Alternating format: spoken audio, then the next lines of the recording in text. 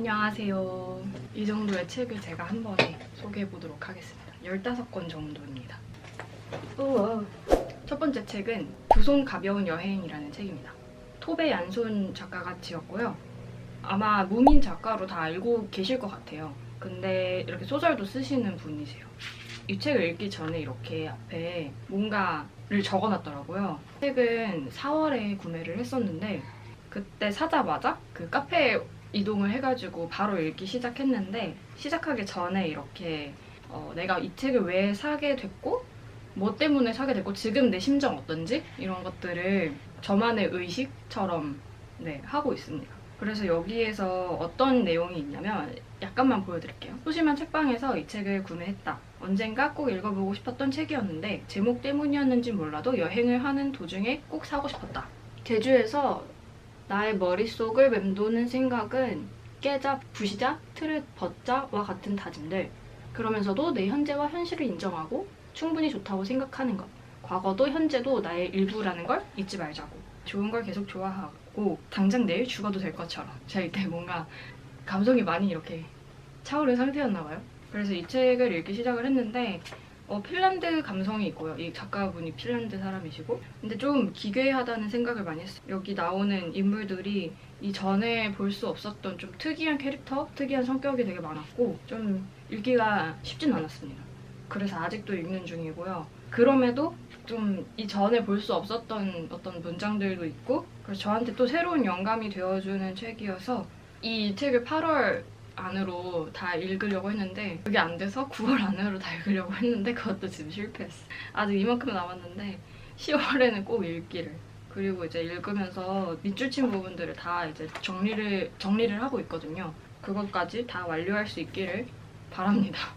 두 번째 책은 내가 정말 좋아하는 농담이라는 책이고요. 김하나 작가님의 책입니다. 지금도 이제 활발하게 활동하시는 카피라이터이시자 요즘에는 계속 책이라우 그 팟캐스트의 진행자로 왕성하게 일을 하고 계시죠. 이 책은 김하나 작가님이 카피라이터이실 때 쓰신 거고 한창 회사를 다닐 때 쓰신 것 같아요. 아닌가? 이때도 프리랜서 시절이었나? 아무튼 그래서 광고에 대한 책이고요. 근데 이 책이 15년도, 16년도쯤 나온 책이어가지고 지금하고는 또 약간 트렌드가 달라서 과거의 것들에 대해서 얘기를 하고도 있지만 그럼에도 참고할 만한 것들이 너무 많아서 재밌게 읽고 있어요. 여기에 또 제가 앞에 이렇게 썼어요.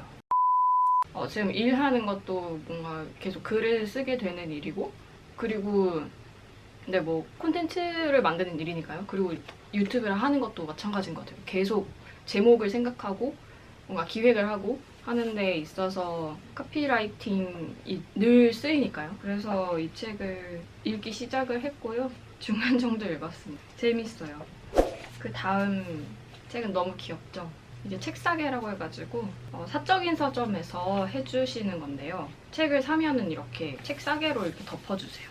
그리고 그 사적인 서점은 지금 잠실의 교보문고에 있고요. 거기 가가지고 산 책은 바로 황효진님의 나만의 콘텐츠 만드는 법인데요. 원래도 효진님이 쓰시는 글도 너무 좋아했고 지금 팟캐스트도 종종 듣고 있고요. 그리고 빌라 선샤인에서도 하시는 일들을 굉장히 진짜 기획력이 좋고 센스가 있다라고 생각을 많이 했었는데 뭔가 그 비법이 다 들어있을 것 같은 책이어서 읽기 시작했고요. 이 책이 저는 방법론적인, 이론적인 내용도 너무 잘 알려주는데 좋았던 건 자신의 주장을 숨기지 않고 그냥 말하는 게 너무 좋더라고요. 콘텐츠를 소비한다고 하는 말이 싫다고 하세요. 사실 저도 평소에 소비한다고 그냥 생각 없이 표현을 했었는데 소비한다는 게 사실 뭐 어떻게 보면 되게 부정적인 표현이고 되게 자본주의적 표현이고 내가 그 콘텐츠 창작자와의 관계가 좁혀진다라는 생각이 들더라고요, 저도. 그래서 그런 식으로 제가 생각하지 못했던 콘텐츠에 관한 얘기들을 많이 해주시고요. 자기 브랜딩이라는 단어도 굉장히 비판을 좀 하시는데 사람은 파는 무언가가 아니고 따라서 브랜드도 아니며 브랜딩을 꼭 해야 하는 존재도 아닙니다. 자신의 생각과 이야기를 세상에 잘 알리라는 것과 자기 브랜딩이 필요하다고 말하는 것은 전혀 다르겠죠. 저도 이 부분을 이렇게 혼자서 유튜브를 하고 혼자서 뭔가를 시도하는 사람으로서 생각할 수밖에 없게 되는 문제인데 네, 자기 브랜딩이라는 말이 가끔은 되게 소름 끼치더라고요. 내가 스스로가 계속 상품이 돼야 된다고 말하는 것 같아서 저도 생각을 하고 있었던 부분이고 웬만하면 잘 굳이 쓰지 않으려고 하는 말인데 여기서 되게 속 시원하게 이렇게 짚어주셔서 전 너무 좋았어요. 근데 이거 말고도 뭔가 콘텐츠를 만들고 싶어 하시는 분들, 내가 사이드 프로젝트로 혹은 뭐 일터에서 뭔가를 시작하시는 분들한테 너무 좋은 책이 될 것 같아요. 표지.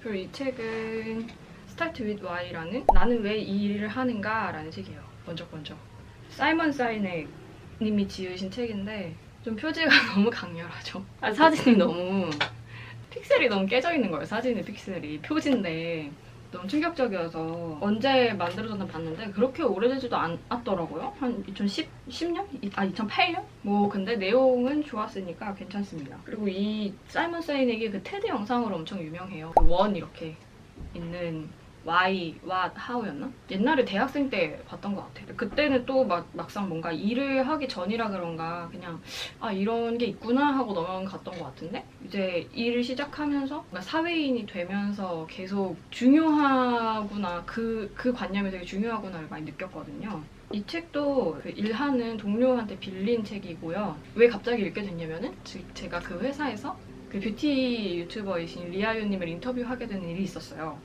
제가 직접 하진 않았고 뭔가 그 인터뷰 기획에 조금 참여한 정도였는데 그분이 이 책을 엄청 추천을 많이 하시는 거예요. 제가 막 평소에 뷰티 콘텐츠를 막 많이 즐겨보진 않지만 되게 유일하게 구독하고 있었던 분이었고 그분이 말하고자 하는 메시지가 되게 명확하고 건강하거든요. 화장 많이 하지 말라고 하고 뭐 화장품 많이 안 발라도 된다고 하고 그런데도 자기는 어쨌든 화장품 브랜드를 사업을 하고 있는 대표이신데도 불구하고 Y가 명확하구나 라는 생각이 들더라고요. 그래서 그 비법 뭐지? 하면서 다시 읽어봤는데 저는 사실 중간까지는 되게 재밌었고 뒤에는 조금 처졌어요. 왜냐면은 CEO나 리더급 사람들한테 참고할 만한 내용들이 많아서 그런 것들은 저에게 아직은 와닿지 않아서 지루했는데 앞에는 계속 내가 왜 이 일을 하는지 찾아야 한다 이런 얘기들을 하고 있어서요. 되게 철학적인 질문을 스스로에게 던져보게 됩니다.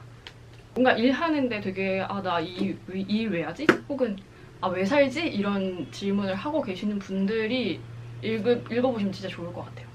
이어서 이 책 해보지 않으면 알 수 없어서도 비슷한 맥락에서 읽게 됐는데요. 회사에서 이일보라 작가님이 방문하셔서 인터뷰를 하게 되는 일이 있어가지고 저 읽게 됐어요. 네, 그래서 여기 이렇게 사인도 받았답니다.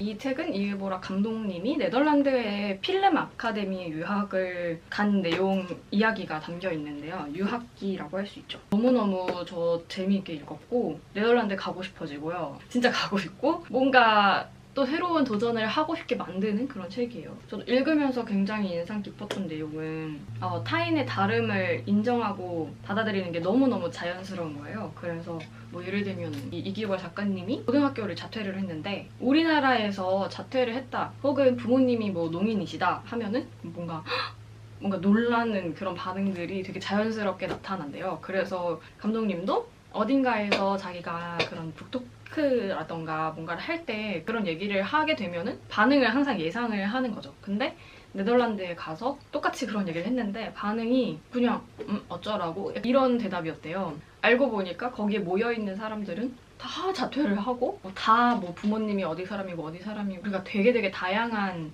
삶의 형태가 있어서 그 다름이라는 게 전혀 특별하지 않고 신기하지 않은 거죠.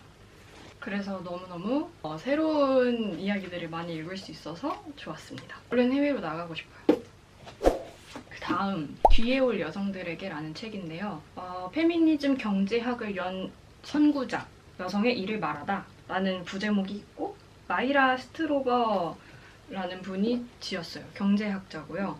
스탠퍼드 대학교 경영대학원의 최초의 여성 교수님이셨대요. 이 책은 처음 1950년대, 60년대에 어떻게 여성 교수가 하나도 없던 곳에서 진짜 이건 말 그대로 유리천장이죠. 유리천장을 어떻게 뚫었는지 저는 그 유리천장을 깼다 뚫었다라는 말 별로 좋아하진 않는데 왜냐면 그게 너무너무 여자 혼자의 노력인 것처럼 비춰지는데 그거를 너무 막 이렇게 찬양을 하다 보면은 계속 그 유리천장을 개인이 뚫어야 되는 것처럼 뭔가 만드는 것 같은 거예요. 그 표현 자체가. 그냥 유리천장 자체를 치워버려야 되는 건데 계속 깬다고 하는 게 그런 모순이 있다고 생각을 했어요. 아무튼 근데 이분은 뭔가 누가 치워주지 않으니까 자기가 깰 수밖에 없는, 그렇죠. 그게 슬픈 현실인데, 네, 그래서 이제 그분이 어떻게 어떤 시절에, 어린 시절에 겪고 또 학교에서 어떤 고군분투를 하면서 자신의 경제학 교수로서 페미니즘하고 접목시켜서 자기가 어떤 연구를 이제 시작하게 됐고 이런 얘기들이 나오는데요. 여성과 노동 관점에서 굉장히 연구를 많이 하셨어요. 그래서 임금차별이라던가 그 노동시장 안에서 여성의 어떤 일자리 차별 같은 거, 자기가 그런 연구 조직도 뭐 창설을 자기가 주도적으로 하고 그러면서 또 아이도 키우고 그 가정 안에서도 자기가 계속 이제 불평등을 겪으면서 업적을 쌓아오신 분이죠. 그래서 꽤나 재미있게 읽었던 책이었습니다. 그 다음 얼리미티드 특집인데요. 제가 산 것들은 이렇게 있어요. 이번에는 살 때 진짜로 순수하게 내가 요즘에 관심 있는 주제가 뭘까라는 생각을 하면서 골랐는데요. 이거는 아시프 매거진이라고 해서 요리에 관한 잡지인데 이제 창간호인 거예요. 왠지 그 창간호를 사는 기쁨이 좀 있는 것 같아요. 네덜란드의 요리에 관련된 잡지였고 이게 너무 편집 디자인이 예뻐가지고 정말 좋았고요. 지금 앞부분을 읽고 있는데 인터뷰도 너무 좋아서 계속 형광펜을 치면서 읽고 있어요. 진짜 이거는 2호가 나와주기를 바라고 있습니다. 그래서 이 책은 제가 요즘에 뭔가 요리에 조금 관심이 생기기 시작해서 골랐어요. 그리고 이거는 커피 읽기라는 책이고요. 뒷표지가 조금 더 강렬하죠. 앞표지는 이렇게 생겼고요. 예비 커피 취미가와 예비 커피 애호가를 위한 읽기 입문서라고 해서 이제 이게 끌리더라고요. 아직 커피 애호가도 아니고 취미하는 사람도 아니지만 예비라서 저에게 딱 맞는 책인 것 같았어요. 근데 이 책을 다 읽었는데 사실 저한테 아직 좀 어렵더라고요. 왜냐면 집에서 뭔가 커피를 즐기는 방법을 많이 설명을 하고 있어서 뭔가 저는 집에서 아직은 제일 그런 것들을 소유하면서까지 하고 싶은 마음은 없는데 그냥 이제 커피를 마실 때 내가 뭘 마시는지 알고 좀 마시고 싶다라는 생각이 들어서 읽기를 시작을 했고요. 뭐 그런 부분에서는 어느 정도 궁금증이 해소가 됐어요. 재미있게 읽었습니다. 그리고 영화 잡지 아노라는 잡지예요. 이번엔 시간이라는 주제로 잡지를 구성을 했고요. 시간과 관련해서 영화를 해석하는 비평들도 있고 또 뭔가 소개하는 것들도 있고 인터뷰도 있어요. 제가 요즘에 또 영화에 관심이 많이 생겨서 영화를 어떻게 하면은 더 깊게 볼 수 있을까? 영화란 무엇인가? 뭐 이런 질문들도 하고 있고 여러 잡지나 책이나 뭐 그런 것들도 자주 보고 있는데 잡지는 한 번도 읽어본 적이 없어서 궁금해서 구매를 했어요. 재밌을 것 같아요. 아직 안 읽었어요. 그리고 이 책은 조금 더 뭔가 너무 귀여워서 멋있어서 산 책들인데 일단 이 책은 최진영님이라고 작가님이 계신데요.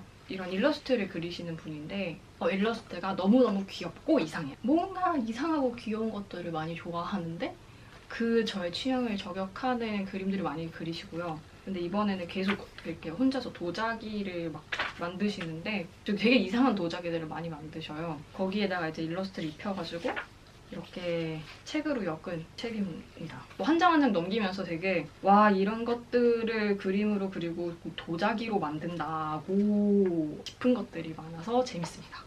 그리고 이 책은 사실 산 건 아니고 선물을 받은 건데요. 작가님이 직접 저한테 선물을 해주셔서 한번 소개를 해드리려고 일부러 이렇게 시간을 할애했습니다. 오연진 작가님이 만드신 책이고요. 뭐랄까 이 글 없이 어떤 그래픽 도형만 보고 뭔가를 느끼고 싶다 하시는 분들께 좋은 영감이 되어주지 않을까 하는 생각이 듭니다.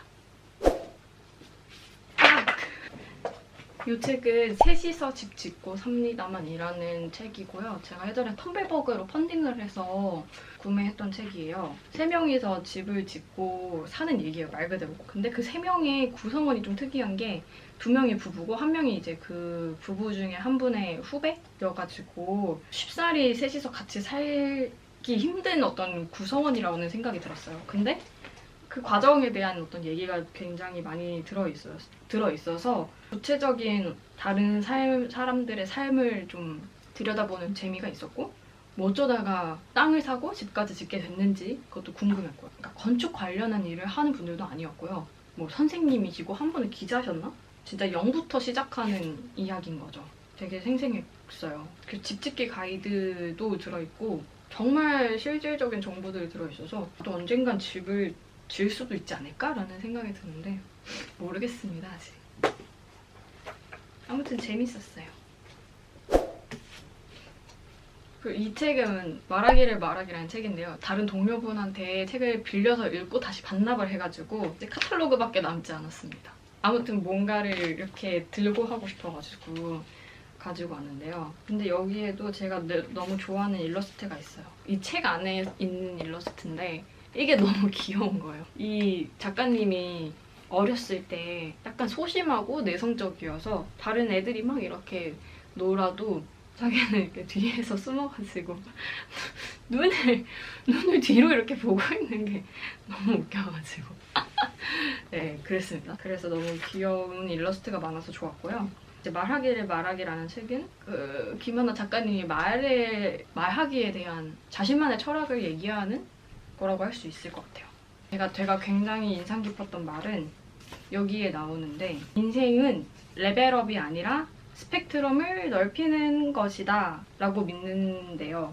옛날에 나보다 지금의 내가 더 레벨업한 버전이라고 생각하진 않지만 옛날의 나로부터 지금의 나까지를 모두 다 품은 내가 더 스펙트럼이 넓어졌다고는 할 수 있겠다 라는 말이 굉장히 와닿더라고요. 왜냐면 뭐 흔히들 어제보다 더 나은 내가 되어야 된다 이런 말을 굉장히 많이 하잖아요. 근데 저도 요즘에 의심이 계속 들었던 거죠. 아, 왜 맨날 나아져야 돼? 뭐 그렇게 잘못했다고 맨날 나아져야 돼? 막 이런 네, 생각들을 종종 하는데 그 생각을 잘 표현해 주신 말인 것 같아요. 스펙트럼이 넓어진다는 말. 그냥 또 다른 내가 또 있고 또 이전의 것을 하지 않는 내가 나아진 나라기보다는 또 다른 내가 되는 거? 그런 사고방식이 정말 배울만한 게 아닐까라는 생각을 했어요. 좋은 책이었습니다. 그리고 이 책은 제가 읽은 지는 꽤 됐는데 최근에 한 번 더 보기도 했고 여기서도 글을 그은 부분들을 정리를 안 해놔서 다시 이제 정리하려고 이렇게 봤었거든요. 이 시타르타라는 작품이 어디서 제가 궁금해가지고 읽기 시작했냐면 제가 올해 초에 그 타이탄의 도구들이라는 자기계발서를 읽었어요. 저도 자기계발서를 종종 읽는답니다. 재밌어요, 이거. 진짜 잘 만들어진 자기계발서는 도움도 많이 되고 좋다고 생각해요. 그 타이탄의 도구들에는 뭐 세계에 엄청 여러 리더들 혹은 성공했다고 여겨지는 사람들 그런 사람들을 전 세계적으로 되게 인터뷰를 한 그런 책이고 아무튼 그 책에서 시타르타라는 이 고전 작품을 웬만한 그 서양에 성공한 사람들이 읽었다는 거예요. 근데 너무 이제 궁금한 거죠. 나는 어쨌든 동양인이고 서양인들이 읽고 나서 너무 감명받는 인생의 나침반이 되어주는 동양 철학 고전서라니라는 그런 생각들이 들어서 읽으려고 봤는데 심지어 이 시타르타라는 책은 헤르만 헤세가 썼어요. 동양 사람이 쓴 것도 아니에요.